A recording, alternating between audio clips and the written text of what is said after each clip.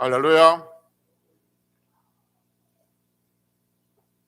지난 시간에는 우리에게 믿음을 더하소서 라는 제목으로 말씀드렸습니다. 성도에게 있어서 믿음은 뗄 수 없는, 성도에게 있어서 믿음은 전부라게도 과언이 아니기 때문에 우리에게 믿음을 더하소서라고 우리가 기도하자라고 말씀드렸습니다.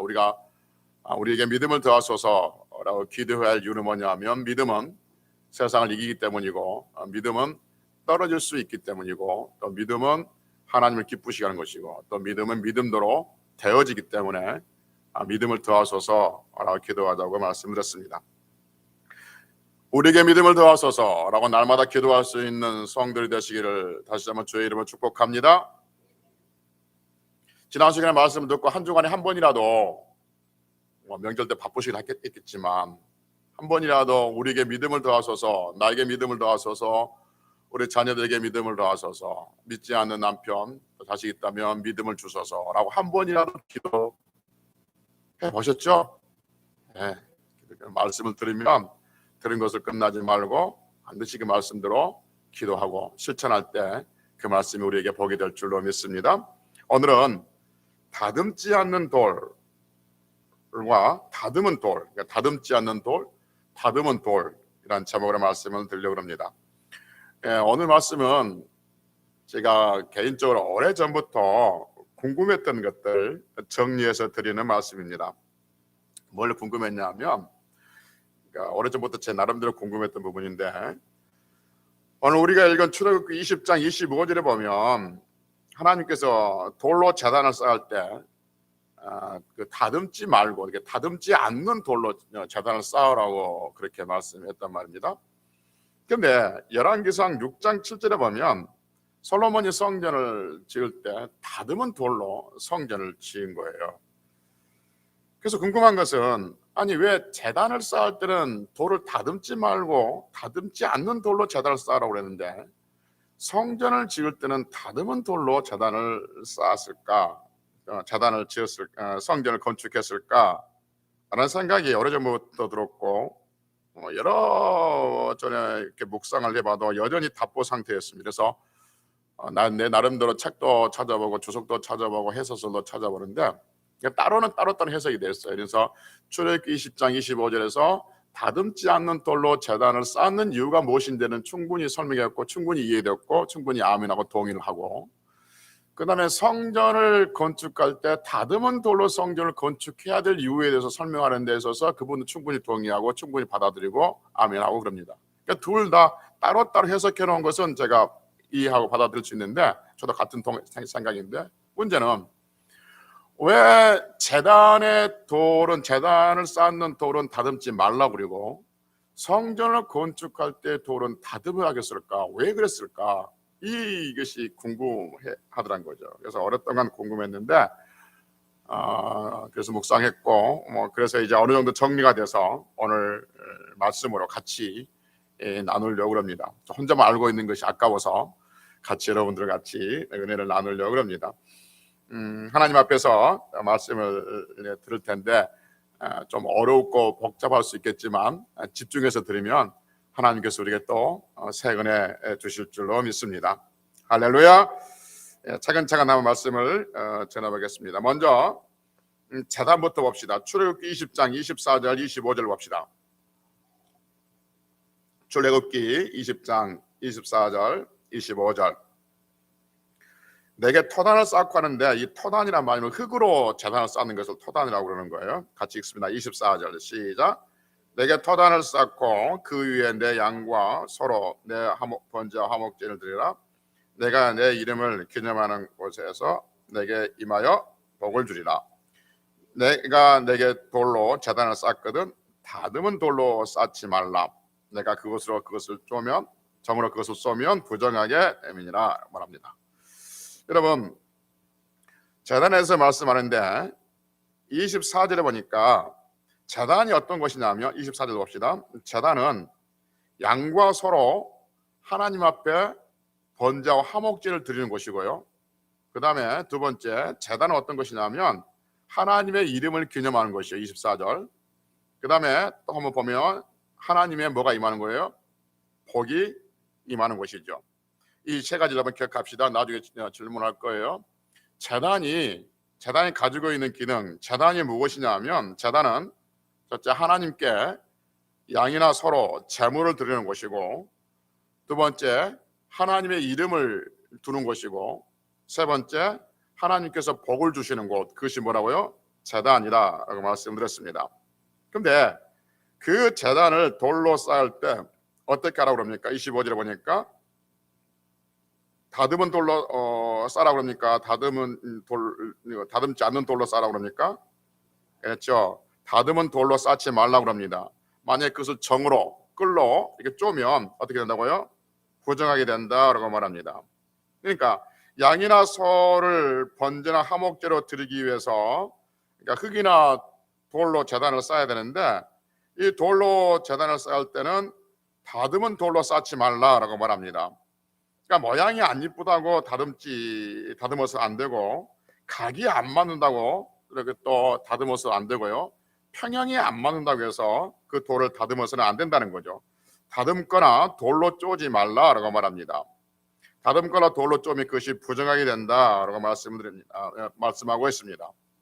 어디에서 이 말씀하고 있냐면 출애굽기 20장 25절에서 말씀하고 있습니다. 조금 후에 제가 질문할 겁니다.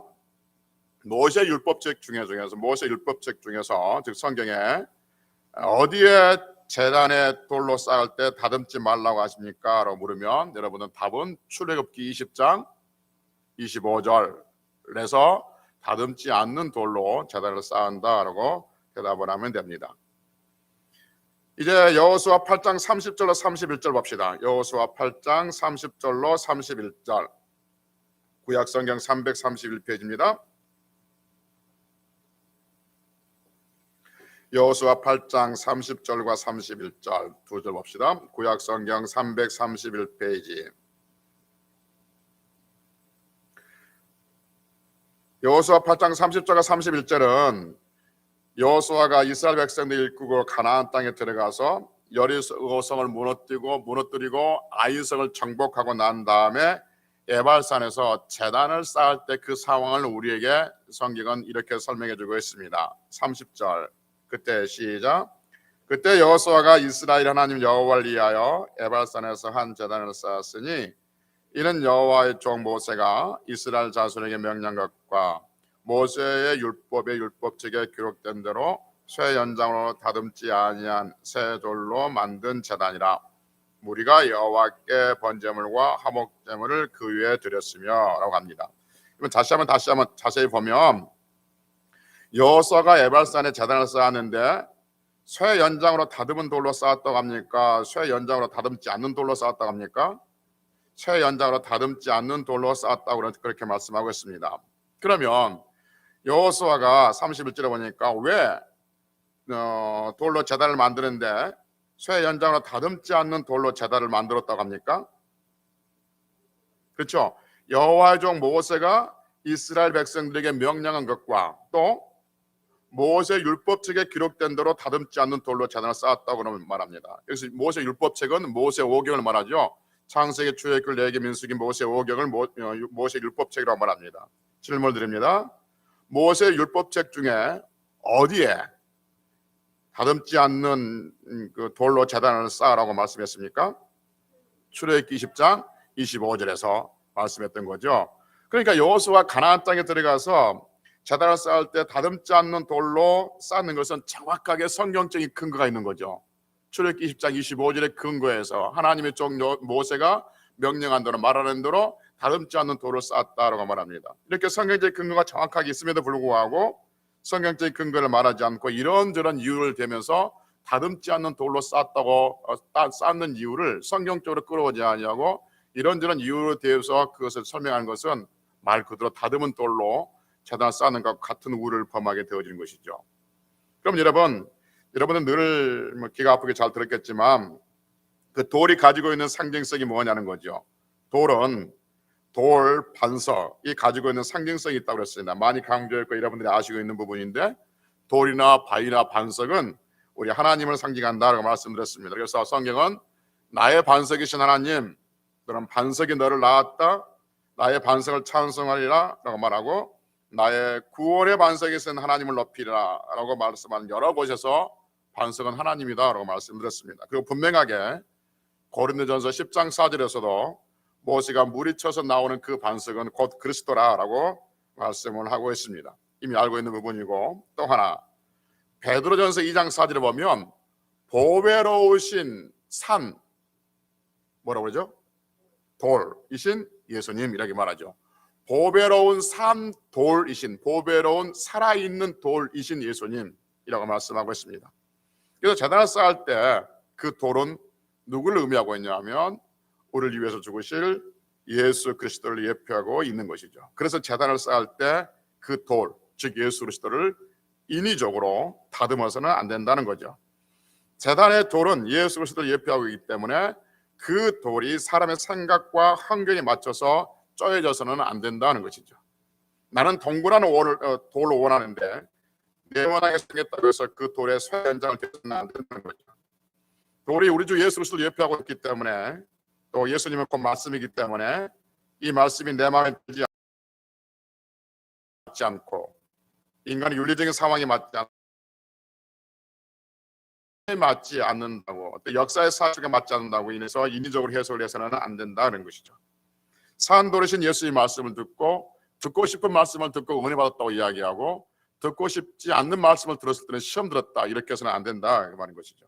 성경은 중요한 건 뭐냐면, 여러분, 성경은 예수 그리스도의 말씀이고 곧 예수 그리스도인데, 성경은 한 사람이, 어떤 사람이 위대한 사람이라는 것을 검증해 주기 위해서 뒷받침으로 사용되는 자료가 되어서는 안 되는 거죠. 성경은 또 사람이 써놓은 책이나 어떤 사상이나 사람들의 철학이 옳다는 것을 증명해 주는 그런 도구로 사용해서도 안 되는 것이죠. 성경은 오직 하나님의 영광이신 예수 그리스도를 알게 하시기 위해서 우리에게 들려주신 말씀인 줄로 믿습니다.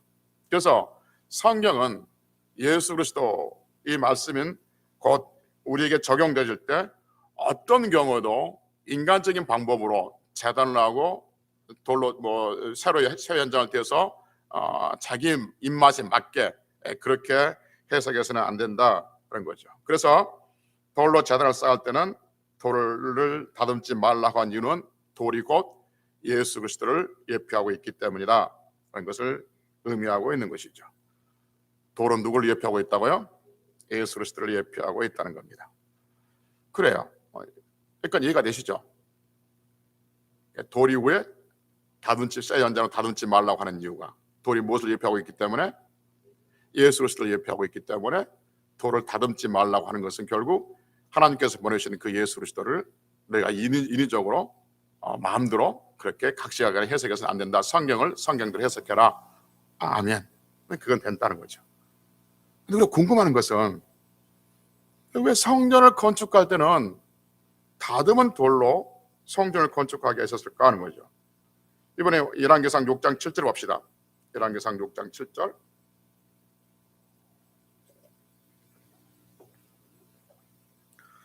열왕기상 6장 7절. 이 성전은 건축할 때 돌을 그 뜨는 곳에서 뭐하고,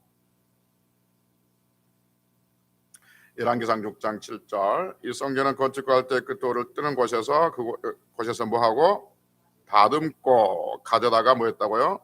건축했다라고 말합니다. 이 건축하는 동안에 성전 속에서는 방망이나 도끼나 모든 철전장 소리가 들리지 아니했다. 여러분, 그 성전을 건축할 때는 돌을 다듬지 않은 돌로 성전을 건축했어요? 다듬은 돌로 성전을 건축했어요? 다듬은 돌로 건축했다는 거죠. 분명히 출애굽기 10장 25절에는 돌을 다듬지 말라고 했는데, 그리고 여호수아 8장 30절과 31절에서도 율법책에 기록된 대로 여호수아는 다듬지 않는 돌로 제단을 쌓았는데 왜 솔로몬은 열왕기상 6장 7절에서 다듬은 돌로 성전을 지었을까 하는 거죠. 혹시 그 사이에, 그러니까 여호수아부터 솔로몬 시대까지 오면서 그 사이에 어떤 하나님 말씀의 변화가 있었나? 언약 갱신이 있었나? 그렇지 않습니다. 왜냐하면 하나님 말씀은 변하지 않기 때문에 그런 것이죠.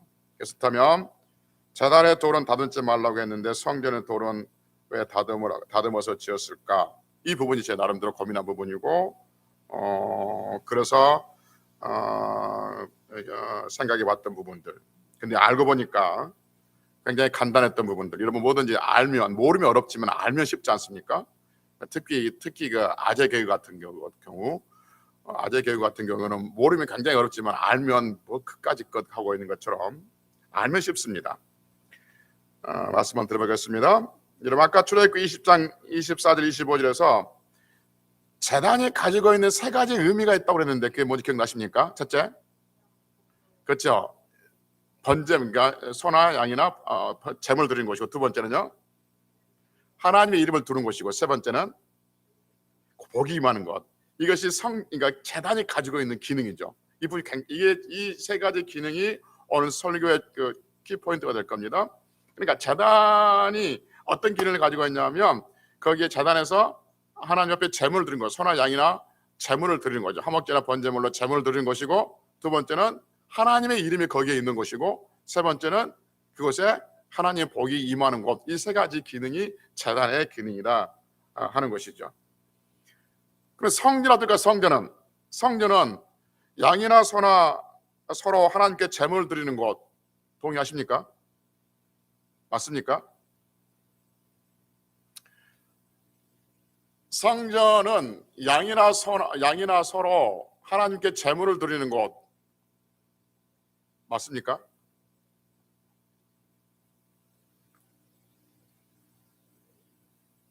그러니까 봐봐요.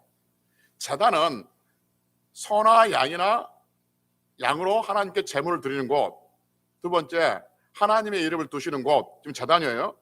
세 번째 거기에 복이 임하는 곳, 이게 제단이란 말이에요. 그러면 성전은 소나 양으로 하나님께 제물을 드리는 곳 맞아요? 성전. 그럼 성전에 뭐 하는 거예요? 제물을 드리는 거예요. 성전은 소나 양으로 제물을 드리는 곳 맞아요, 틀려요? 맞아요. 그렇죠? 성전은 소나 양으로 또는 비둘기나 뭐 하여튼 어떻게든 간에 제물을 드리는 곳이에요. 두 번째 성전은 어떤 곳이냐? 하나님의 이름을 두는 곳이 성전입니다. 열왕기상 9장 3절 봅시다. 열왕기상 9장 3절. 열왕기상 9장 3절. 열왕기상 9장 3절은 솔로몬이 성전을 건축하고 난 다음에 하나님께서 솔로몬에게 하신 말씀이에요. 열왕기상 9장 3절. 여호와께서 시작. 여호와께서 그에게 이르시되 내가 기도와 내가 내 앞에서 간구하는 바를 내가 들었은즉 나는 내가 건축한 이 성전을 거룩하게 구별하여 내 이름을 영원히 그곳이 뭐예요? 성전에 두며 내 눈길과 내 마음이 항상 거기에 있으니. 다시 봅시다. 여러분 성전이 어떤 곳이냐면 하나님께서 솔로몬에게 말씀하시기를, 솔로몬이 성전을 건축하고 난 다음에 말씀하시기를 여호와께서 솔로몬 그에게 이르시되 내가 솔로몬 네가 기도와 솔로몬 네가 내 앞에서 하나님 앞에서 간구하는 바를 하나님이 들었은즉 나 하나님은 솔로몬 네가 건축한 이 성전을 거룩하게 구별하여 뭐하고 내 이름 하나님의 이름을 영원히 그곳 성전에 두며라고 말합니다. 그러니까 성전 어떤 곳이냐면 하나님의 이름이 있는 곳이죠. 네. 그다음에 세 번째 성전은 어떤 것이냐면 역대하 7장 14절에 보면 하나님께서 그 성전에서 복을 주신다라고 말씀을 드렸습니다. 아멘. 예. 이것이 이제 중요합니다. 그 제단이 가지고 있는 기능이 세 가지가 뭐라고 그랬어요? 제물을 드리고 하나님 이름을 두고 복 주시고. 성전이 가지고 있는 기능이 세 가지가 뭐예요? 제물을 드리고 하나님 이름을 거기에 두고 복 주시고. 똑같죠? 똑같습니다. 그러니까 무슨 말이냐면 출애굽기 제단은 지어질 성전의 모형이 되는 거죠. 그런 거죠. 그러니까 지금 그만하고 싶은 거예요. 그러니까 제단은 지금 앞으로 지금 출애굽기에서 이 출애굽기에서 성전이 있어요, 없어요? 그렇죠. 성전은 없죠. 성전은 없지만 출애굽기에서 그 제단을 통해서 무엇을 지금 볼 수 있느냐면 성전을 볼 수가 있는 거죠. 그래서 제단은 성전의 모형이 되는 것이고 성전은 이 제단의 실체가 되는 것이죠. 왜냐하면 둘 다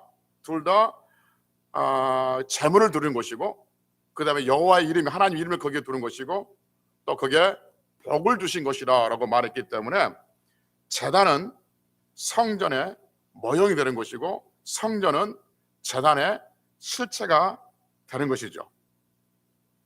이해가 되시죠? 그렇다면 여러분,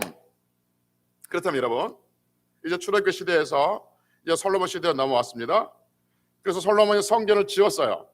성전을 지었으면 그 전까지 있었던 제단들은 어떻게 됩니까? 그들은 놔둬야 됩니까? 다 파괴시켜야 됩니까? 다 파괴시켜야죠. 왜요? 실체가 바뀌기 때문에 모형은 다 없어져야 되는 거죠. 파괴시켜야 되는 거죠. 이걸 저는 자주 들었는데 모델하우스와 아파트 관계 설명했죠. 모델하우스는 앞으로 지어질 아파트를 소개하는 것이죠. 그런데 아파트가 다 지어지면, 입주가 되어지면 모델하우스는 다 아무리 그 아름답게 지었다고 멋지게 지었다 할지라도 모델하우스는 다 철거를 해야 되는 것이죠. 그래서 제단을 아무리 웅장하게 짓고 아무리 화려하게 지었고 아무리 그 시대에 많은 사람들이 거기에서 모여서 제단에서 제물을 드렸다 할지라도 성전이 건축되어지고 난 다음에는 모든 제단들은 다 뭐가 돼요? 다 파괴되어져야 되는 거죠. 그래서 열왕기상이나 역대상 쭉 읽어보면 하나님 앞에 범죄한 백성들이 했던 일이 뭐냐면 성전이 있음에도 불구하고 산당은 제거하지 않은 거예요. 제단은 제거하지 않은, 그게 범죄인 거예요. 그러니까 실체가 와 있음에도 불구하고, 성전이나 실체가 와 있음에도 불구하고 제단을 나눈 것은 이건 그들이 우상 숭배하기 위해서 가지고 있는 악한 생각들인 것이죠. 자기 복을 구하기 위해서. 그래서 성전이 건축되어지면 모든 제단들은 다 제거되어져야 하는 거죠. 이것은 마치 우리가 잘 알았던 것처럼 예수님이 오시면 성전은 어떻게 돼요? 이제 예수님에서 솔로몬 시대에 성전이 지어졌단 말이에요. 수르바벨을 지었고 헤롯 성전이 지었던 그 성전은 예수님이 오시면 그 성전은 어떻게 돼야 됩니까? 반드시 파괴시켜야 돼요. 반드시 없어져야 돼요. 만약에 예수님이 오셨는데 성전에서 무엇인가를 하고 있다면 누구를 인정하지 않는 거예요? 예수를 인정하지 않는 거예요. 솔로몬이 성전을 지었어요. 솔로몬이 성전을 지었는데 여전히 사람들이 제단에서 무엇인가 제물을 드리고 거기에 하나님의 이름이 있다고 그래서 하나님의 이름을 부르고 거기서 복 주실 것이라 거기서 무엇인가 정교적인 행위를 하고 있다면 그 사람들은 지금 뭐 하고 있냐면 성전을 인정하지 않고 우상 숭배하고 있는 거예요. 그렇지 않습니까? 마찬가지 예수 그리스도가 오셨음에도 불구하고 성전은 예수 그리스도의 모형이거든요. 그래서 예수 그리스도가 오셨음에도 불구하고 여전히 성전에서 모여서 그들이 무엇인가 하고 있다면 그건 예수 그리스도를 구세주로 인정하지, 성전이신 예수 그리스도를 구세주로 인정하지 않는 것이죠. 그래서 반드시 성전은 파괴시켜야 됩니다. 반드시 없어져야 돼요. 그래서 하나님께서 그 성전을 없애신 것이죠. 파괴시켰습니다. 그래서 어떤 사람들은 이스라엘 백성들의 죄 때문에 성전이 파괴됐다고 말하는데 맞습니다. 원인은 죄 때문에 파괴된 거지만 궁극적으로 구속사에 보면은 예수 그리스도가 오셨기 때문에 성전은 더 이상 거기에 존재할 이유가 없는 것이죠. 왜냐하면 요한복음 2장 19절 20절을 보니까 예수님께서 성전을 헐라라고 이야기하면서 그 자기 자신이 성전이라고 말씀했기 때문이다라고 성경 우리에게 말씀하고 있습니다. 그래서 여러분 이 상황, 제단과 성전과 예수 그리스도 그 관계를 다 알고 있단 말이에요. 그럼 이제 처음에 했던 질문 다시 봅시다. 그럼 왜 돌로 제단을 쌓을 때는 돌을 다듬지 말라고 했는데 성전은 건축할 때 다듬은 돌로 건축하겠을까 하는 거죠. 혹시 말씀을 들으면서 그 이해를 하셨을지 모르겠습니다. 한번 잘 생각해 봅시다. 다듬지 않는 돌은 지금 중요한 포인트예요. 다듬지 않는 그 돌은 무엇을 예표한다고 그랬어요? 예수까지 가지 말고 솔로몬 시대에 보면 다듬지 않는 돌의 제단, 다듬지 않는 그 돌의 제단은 무엇을 상징한다고 그랬어요? 다시 다듬지 않는 돌이 가지고 있는 기능 3가지가 있다고 그랬죠? 그게 뭐예요? 제물을 드리고 하나님 이름을 두고 복을 주시고, 성전이 가지고 있는 기능 세 가지, 제물을 드리고 하나님 이름을 거기에 두고 복을 주고, 세 가지 기능이 있단 말이에요. 그러면 다듬지 않는 돌은 무엇의 모형인 거예요?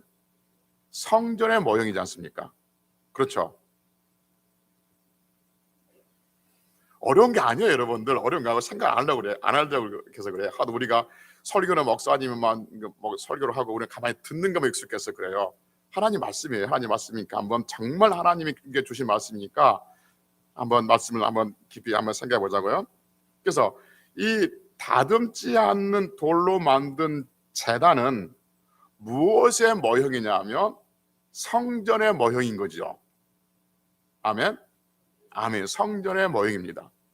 지금 무엇을 강조하고 있냐면 다듬지 않는 돌로 만든 제단은 성전의 모형이지 성전을 구성하고 있는 돌의 모형이 아니라 그 말인 거죠. 이해가 되시죠? 그러니까 성전은 돌이나 나무로 만들었단 말이에요. 근데 돌이나 나무로 만들었는데 다듬지 않는 돌로 만든 제단은 성전의 모형이지 그 성전을 구성하고 있는 돌의 모형은 아니라 그 말인 거죠. 아멘이죠.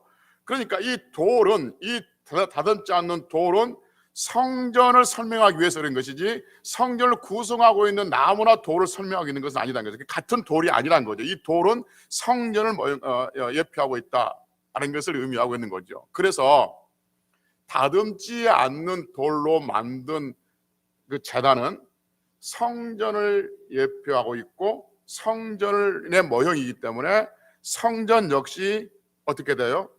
다듬지 않도록 만들어 가야 하는 것이죠. 이게 무슨 말이냐면, 그러면 성전은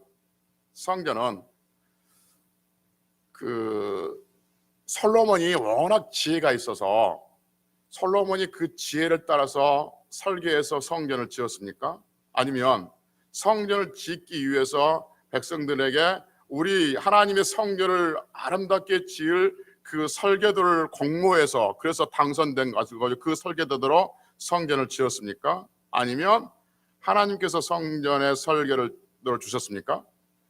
하나님께서 성전의 설계도를 주신 줄로 믿습니다.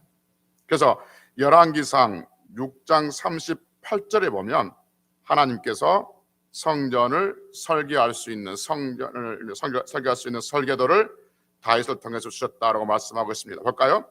열왕기상 6장 역대상 28장 19절입니다. 역대상 28장 19절. 역대상 28장 19절.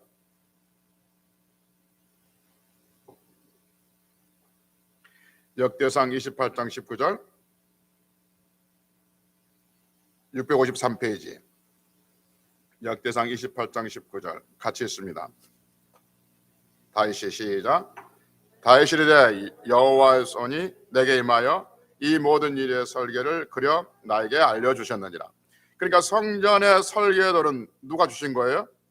하나님이 주셨습니다. 그래서 솔로몬이 열왕기상 6장 38절에 보면 솔로몬이 그 설계도대로 성전을 건축했다라고 말씀하고 있습니다. 그러니까 성전은 솔로몬이 이문대로 설계해서 지은 것도 아니에요. 그러니까 설계도가 분명히 있기 때문에 반드시 어떻게 돼요? 그 설계대로 지어야 돼요. 여러분 이 건물도 마찬가지예요. 이 세상의 건물도 반드시 무엇대로 지어야 돼요? 설계도대로 지어야 돼요. 설계도로 짓다가 시공사가 또는 주인이 마음에 안 나고 바꿔버리면 뭐가 안 나오냐면 준공검사가 안 나옵니다. 반드시 설계도로 지어야 돼요. 마찬가지 성전도 반드시 무엇으로 지어야 되냐면 설계도대로 하나님께 주신 설계도대로 지어야 되는 거죠. 사람이 임으로 변개할 수가 없다는 것이죠. 마치 다듬지 않는 돌로 제단을 쌓는 것처럼 사람이 임의대로 성전을 지는 것이 아니라 성전의 사람들이 볼 때는 초라하게 보인다 할지라도 하나님께 주신 그 설계도대로 지어야 한다는 것이죠. 그래서 다듬지 않는 돌의 제단은 곧 성전을 예표하고 있고 다듬지 않는 돌로 제단을 지었듯이 성전도 사람의 손이 아닌 사람이 임의대로 지는 것이 아니라 반드시 하나님께서 원하시는 대로 사람이 다듬지 아니하는 하나님께 주신 대로 즉 예수 그리스도의 그 형상을 드러내시기 위해서 성전을 지으라라고 성경 오늘 우리에게 말씀해 주고 있다 하는 것이죠. 그래서 성전의 실체이신 예수 그리스도 마찬가지예요. 그 때문에 여러분, 제단이 돌로 다듬지 않는 제단이 성전의 모형인 것처럼 성전은 예수 그리스도의 모형이 되는 겁니다.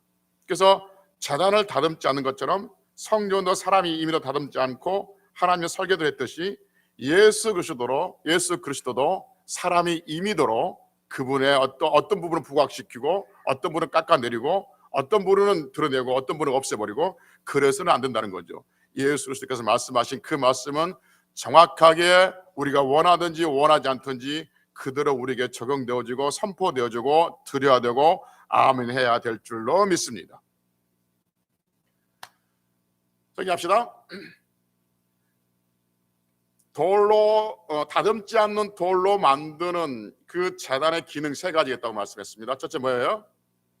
제물을 드리고 하나님 이름을 두시고 복을 주시고 성전의 세 가지 기능.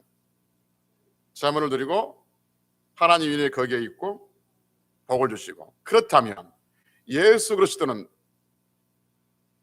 그분 친히 제물이 되시고 그리고 그 하나님 예수 그리스도 안에 하나님의 이름, 하나님의 영광이 거기에 담겨져 있고 그리고 예수 그리스도를 통해서 우리에게 복을 주신 줄로 믿습니다.